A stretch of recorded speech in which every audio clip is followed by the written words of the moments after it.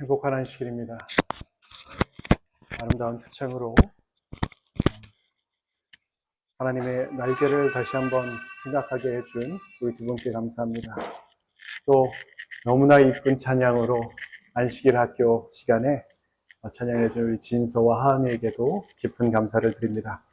저희 교회가 사실 특창이 많이 없는 교회로 유명한데 오늘은 특별히 두 번의 특창을 듣게 되어 얼마나 감사한지 모르겠습니다. 저는 오늘 내가 주께만 범죄하여 라는 제목으로 말씀을 준비해 보았습니다. 이 말씀은 이미 제가 필리핀 친구들에게는 한번 설교를 했던 것이지만 우리 한인들과도 함께 이 말씀을 나눠보고자 하는 깊은 열망이 있어서 다시 한번 준비해 보았습니다. 다 같이 성경 말씀 함께 읽도록 하시겠습니다. 시편 51편 4절입니다. 내가 주께만 범죄하여 주의 목전에 악을 행하였사오니 주께서 말씀하실 때 의로우시다 하고 판단하실 때 순전하시다 하리이다. 우리가 살아갈 때 우리는 서로에게 또한 이웃들에게 참 많은 잘못을 하고 삽니다. 저 또한 많은 사람들에게 죄를 짓고 가족들에게도 직원들에게도 심지어 교인분들에게도 죄를 범하고 살고 있습니다. 우리는 잘못을 범하고 법대로 하지 않는 사람들을 죄인이라고 얘기합니다. 성경은 이렇게 얘기합니다. 기록한 바 의인은 없나니 하나도 없으며. 우리는 모두 죄인이 맞습니까? 네. 우리는 서로에게 죄를 지으며 살아가고 있습니다. 네, 말씀을 읽다 보니 다윗은 자신이 하나님께만 범죄하였다고 얘기합니다. 시편 51편은 이렇게 시작합니다. 다윗의 시 영장으로 한 노래. 다윗이 밧세바와 동침한 후 선지자 나단이 저에게 온 때에 하나님이여 주의 인자를 쫓아 나를 긍휼히 여기시며 주의 많은 자비를 쫓아 내 죄가를 도말하소서. 다시 얘기해 시편 51편은 다윗이 밧세바와의 동침 후에 우리아를 죽이고 나단이 그의 죄를 지적하자마자 그가 범죄함을 시인하면서 내가 오직 주께만 범죄하였다라고 얘기하는 것입니다. 자신을 죽기까지 따르던 그 장군 우리아, 그의 아내 밧세바와 간음한 후에 그 일을 덮기 위해서 우리아를 집에 보내서 밧세바와 동침하게 하를 여러 번 했었지만 우리아의 충심이 그것을 허락하지 않자 우리아에게 우리아를 죽일 그 편지를 써서 요압에게 보냈던 다윗이 결국 우리아는 그 전투에서 죽고 밧세바는 다윗 왕의 아내가 됩니다. 물론 밧세바도 잘못했고 간음을 했음을 인정치 않을 수 없습니다. 그리고 두 사이에 불장난으로 시작된 이 일은 결국 살인까지 저지르는 무서운 결과로 막이 내립니다. 그리고 다윗이 청을 받아 우리아를 죽게 한 요압 말고는 이 일을 아는 사람이 없을 줄 알았는데 하나님께서는 다윗을 사랑하시는 나머지 그에게 선지자를 보내셔서 그가 지은 죄에 대해서 낱낱이 고합니다. 나단은 계속해서 이렇게 얘기를 합니다. 그러한데 어찌하여 내가 여호와의 말씀을 업신여기고 나보기에 악을 행하였느뇨? 내가 칼로 햇사람 우리아를 죽이되 암몬 자손의 칼로 죽이고 그 철을 빼앗아 내 철을 삼았도다. 그리고 하나님께서는 다윗이 자기의 죄를 인정하자마자 그가 하나님께 용서를 구하기 전임에도 이런 말씀을 하시는 것을 보게 됩니다.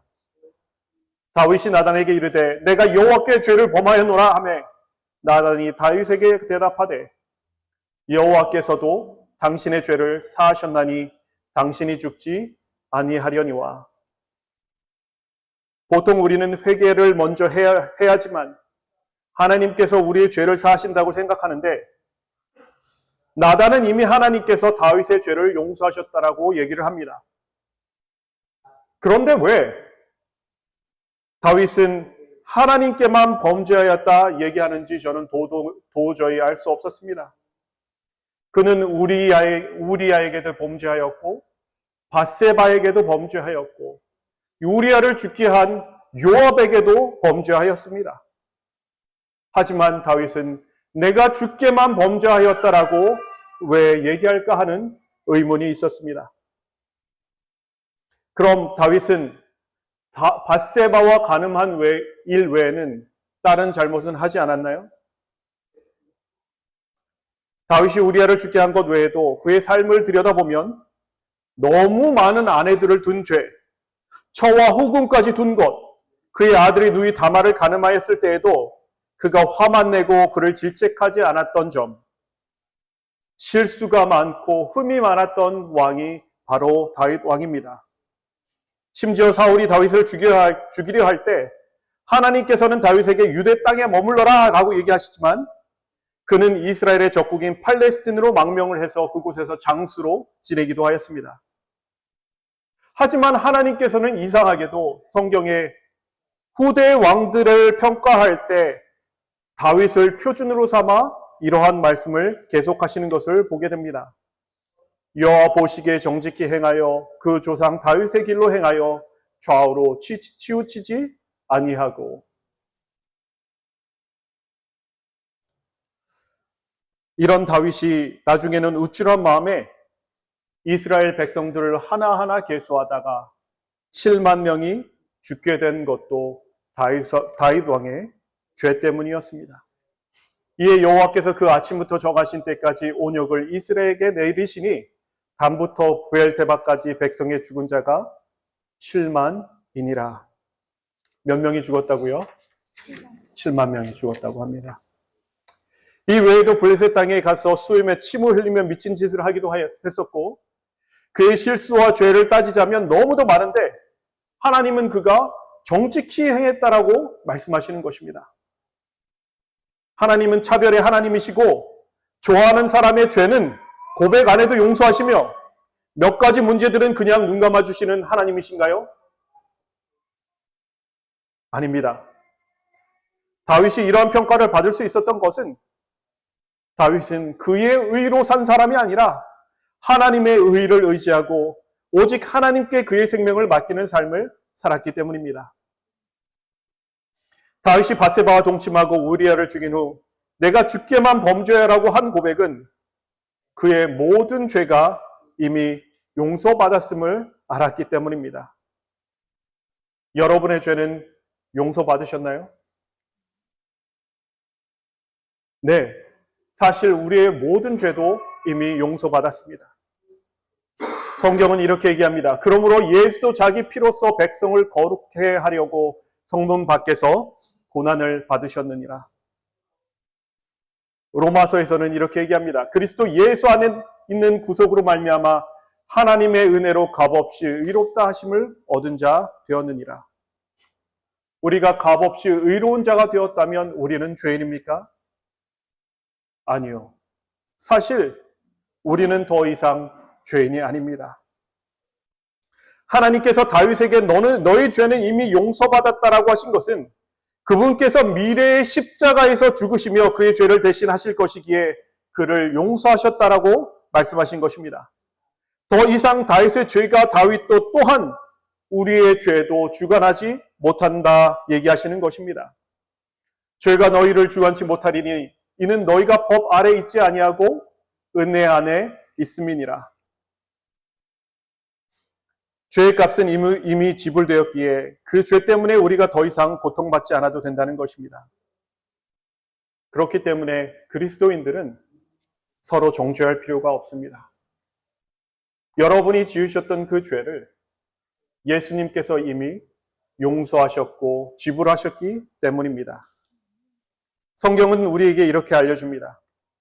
그러므로 이제 그리스도 예수 안에 있는 자에게는 결코 정죄함이 없나니 이는 그리스도 예수 안에 있는 생명의 성령의 법이 죄와 사망의 법에서 너를 해방하였느니라 라고 말씀하십니다.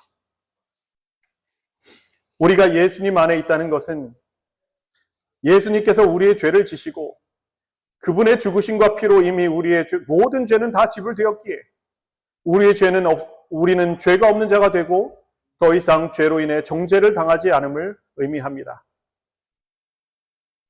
그러면 이제 우리가 그의 피를 인하여 의롭다 하심을 얻었은즉 더욱 그로 말미암아 진노하심에서 구원을 얻을 것이니 자식에게서 여러분이 지은 모든 죄는 사실 십자가에서 이미 해결하셨다 말씀하고 계시는 것입니다. 에베소서에서는 예수님께서 돌아가신 그 이유에 대하여 여러분의 죄가 이미 소멸되었다는 것을 이렇게 표현하고 있습니다. 우리가 그리스도 안에서 그의 은혜와 풍성함을 따라 그의 피로 말미암아 구속 곧 죄 사함을 받았으니. 그럼 우리 모든 죄는 용서받았습니까? 우리가 내일 지을 죄도 용서받았습니까? 아닌가요? 내일 지을 죄는 좀 두어야 되나요? 예수님 한 번 더 십자가에 돌아가셔야 되나요? 아니죠. 만약 모든 죄라고 하면 우리가 서로에게 지은 죄도 용서받았습니까? 우리가 다른 사람에게 지은 죄도 이미 용서받았나요? 용서받았습니다. 네, 모든 죄는 이미 예수님께서 대신 용서해 주셨습니다. 그럼 우리는 누구에게 마지막으로 잘못하고 있는 것인가요? 네, 우리는 예수님께 죄를 지은 것입니다. 왜냐하면 나 대신 십자가를 지고 돌아가신 그 예수님께 내가 개인적으로 죄를 짓고 있는 것입니다. 그래서 다윗은 내가 오직 예수님께 주께 범죄하였다고 고백하는 것입니다. 그럼 내가 또 다른 죄를 짓는다면 어떤 마음을 가질까요?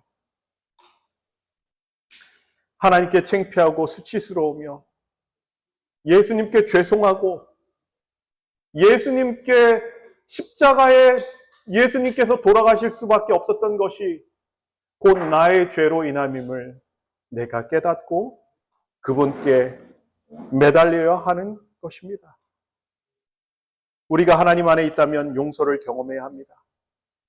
하나님 안에 있다면 하나님께서 이미 여러분들의 죄를 용서하신 것을 경험하셔야 합니다.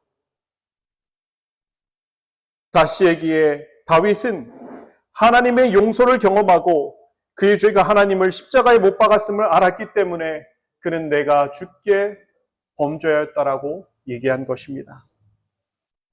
그가 죽기 얼마 전 쓴 시는 사무엘하 22장에 기록되어 있습니다. 그리고 그 시는 이렇게 시작됩니다. 여호와께서 다윗을 모든 대적의 손과 사울의 손에서 구원하신 그 날에 다윗이 이 노래의 말씀으로 여호와께 아뢰어 가로되 여호와는 나의 반석이시오 나의 요새시오 나를 건지시는 자시오 나의 하나님이시오 나의 피할 바위시오 나의 방패시오 나의 구원의 뿌리시오 나의 높은 망대시오 나의 피난처시오 나의 구원자시라 나를 흉악에서 구원하셨도다 라고 얘기합니다. 하지만 사무엘하 22장을 읽다 보면 이곳에도 똑같이 이해가 되지 않는 부분이 있습니다. 바로 이 부분입니다.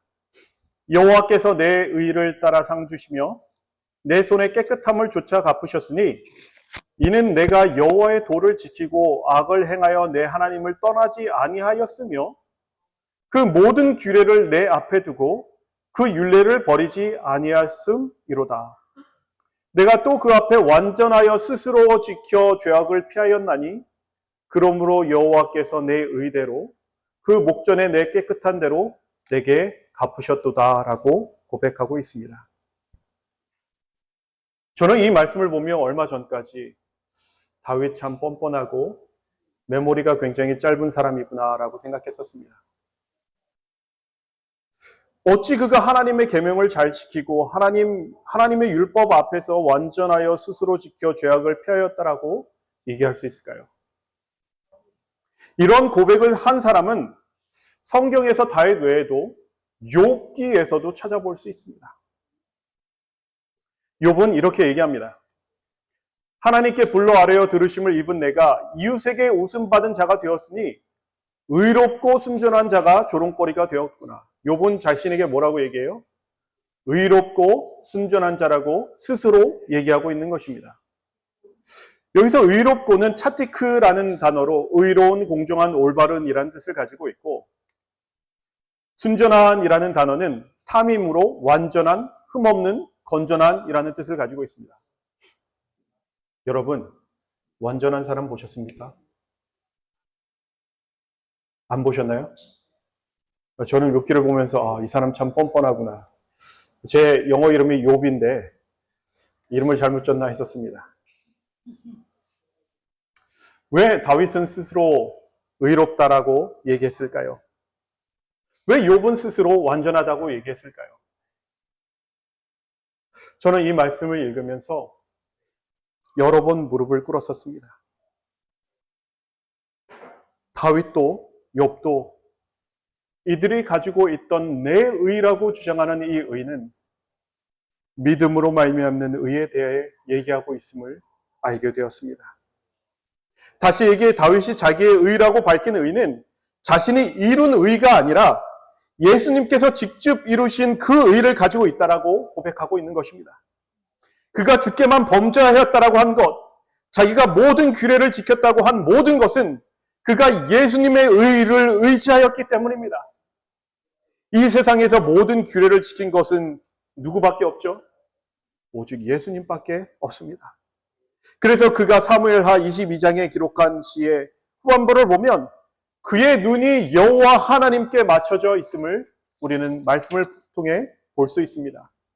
저가 위에서 보내사 나를 취하시며 많은 물에서 나를 건지셨도다. 누가 나를 건지셨다고요? 하나님께서 나를 구원하셨다라고 얘기하고 있는 것입니다. 비록 다윗은 현실적인 싸움에서 싸우고 있으나 그의 시선은 자신을 건져내신 하나님께 향하고 있는 것입니다. 다윗은 자기가 스스로 구원받았다고 얘기하지 않았습니다. 그리고 우리가 구원받을 수 있는 오직 유일한 길은 예수님이라고 예수님도 얘기하고 계십니다. 예수께서 가라사대 내가 곧 길이요 진리요 생명이니 나로 말미암지 않고는 아버지께로 올 자가 없느니라. 다윗은 사실 다른 시편에서 자기의 죄와 자기의 부족함에 대해서 이렇게 고백합니다. 주의 종에게 심판을 행치 마소서. 주의 목전에는 의로운 인생이 하나도 없나이다. 이렇게 고백했던 다윗이 내가 또 그 앞에 완전하여 스스로 지켜 죄악을 피하였느니 라고 얘기하는 것은 너무나도 상반돼 보입니다. 이 말씀과 또한 대치되는 말씀이 여호와여 주께서 죄악을 감찰하실진대 주여 누가 서리이까? 다윗은 예수님 없이 그 누구도 하나님 앞에 온전히 설 수 없음을 알고 있었습니다. 다윗이 내가 또 그 앞에 완전하여 스스로 지켜 죄악을 피하였나니 라고 한 것은 그가 스스로 했다라는 것이 아니라 그가 예수님의 의를 가지고 하나님 앞에 섰다라고 얘기하고 있는 것입니다. 혹자는 사무엘하 22장이 밧세바와 동침 전에 얘기했다고 하지만 사무엘하 22장 1절을 읽어보시면 그 모든 것이 지나고 난 후에 그가 기록한 것임을 우리는 알 수 있습니다. 그럼 스스로 지켜 죄악을 피하였다라는 고백은 어떻게 이해해야 할까요? 여기서 스스로 지켜라는 단어는 샤마르라는 단어입니다. 그리고 죄악은 아온이라는 죄입니다. 성경에서 얘기하는 죄는 한두 가지 죄가 있지 않습니다. 제가 지금까지 얼마 전까지 확인한 바로는 구약에서 얘기하는 죄의 종류만 17가지가 됩니다. 그리고 다윗이 여기에서 스스로 지켜 죄악을 피하였나니라고 얘기한 이 죄악은 죄악의 결과를 그가 받지 않아도 됨을 얘기하고 있는 것입니다. 만약에 그가 지으는 죄를 얘기했다면 하타라는 단어를 써야만 합니다. 다시 얘기해서 그는 죄를 짓지 않았다라고 얘기하는 것이 아니라 예수님의 보혈의 피 때문에 내가 죄의 결과에서 피하였다라고 얘기하고 있는 것입니다.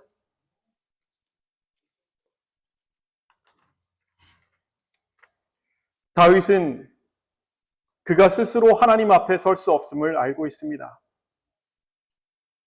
그는 스스로 하나님 앞에 설 수 없음을 아는데 그는 반대로 이렇게 얘기합니다. 그러므로 여호와께서 내 의대로 내 목전에 내 깨끗한 대로 내게 갚으셨도다 라고 얘기를 합니다. 어떻게 이렇게 얘기할 수 있을까요? 다윗은 자기의 의를 내 의라고 얘기하는 것입니까? 아니면 그가 이미 고백하였던 예수님의 의를 가지고 내 의라고 고백하는 것인지요? 네. 분명 여기서 그가 내 의라고 고백한 것은 자신의 의가 아니라 오직 어린 양의 피로 입혀진 예수님의 의를 그가 가졌고 그가 예수님의 의가 자신의 의가 되어 그 의를 의지했음을 우리는 말씀을 통해서 알 수 있습니다. 그래서 바울은 이렇게 얘기합니다. 누가 능히 하나님의 택하신 자들을 송사하리요? 의롭다 하신 이는 하나님이시니 누가 정죄하리요? 죽으실 뿐 아니라 다시 살아나신 이는 그리스도 예수시니 그는 하나님 우편에 계신 자요 우리를 위하여 간구하시는 자신이라. 다윗을 의롭다 하신 분이 하나님이시며 그의 죄를 이미 씻으신 분이 하나님이시기에 다윗은 온전히 하나님 앞에 설 수 있다 얘기하는 것입니다.